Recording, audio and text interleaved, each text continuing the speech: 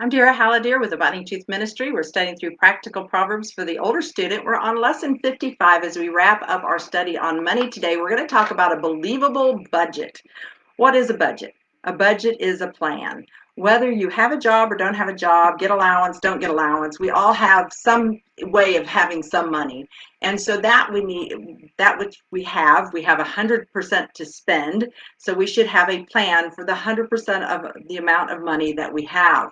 If you don't have any income right now or any way of getting money, go ahead and do this lesson and look to the future. Talk to your mom and dad about their budget and learn, because this is something foundational for your adult life that you'll need to have. It is a plan. It is okay, this is the money I'm going to expecting to get in, and these are the bills that need to be paid, and this is the amount that's left and what needs to be done with that. And it includes savings. It includes giving generously. It includes all of your medical expenses, your house, your car, all these different things. Hopefully, mom and dad are giving you a little bit more freedom as you get a job and you're paying for your own gas and maybe your own insurance and maybe a car payment. And maybe you're having to pay for, our boys always paid for half their camps or half of their lessons if they were doing taekwondo or something.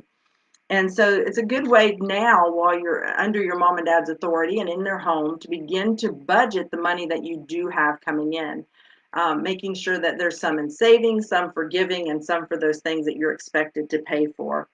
One family, they gave their children their clothing money for the year, and they had to decide how to budget that so they'd have clothes for each season, and had extra put away in case they needed something along the way.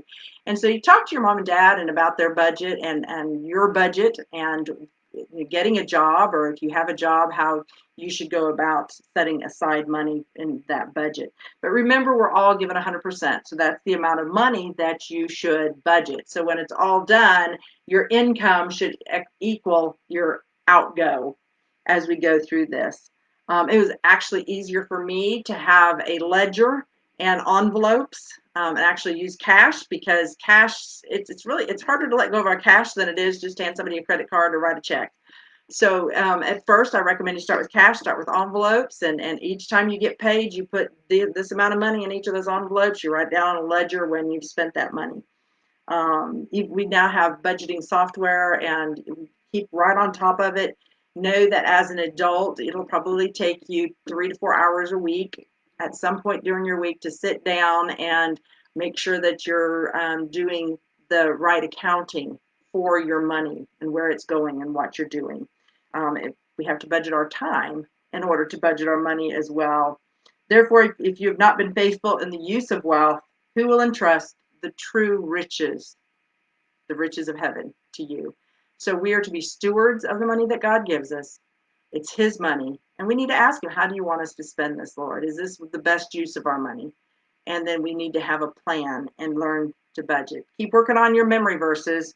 Our last two verses we're going to start memorizing those last two verses starting today. So I will see you next week.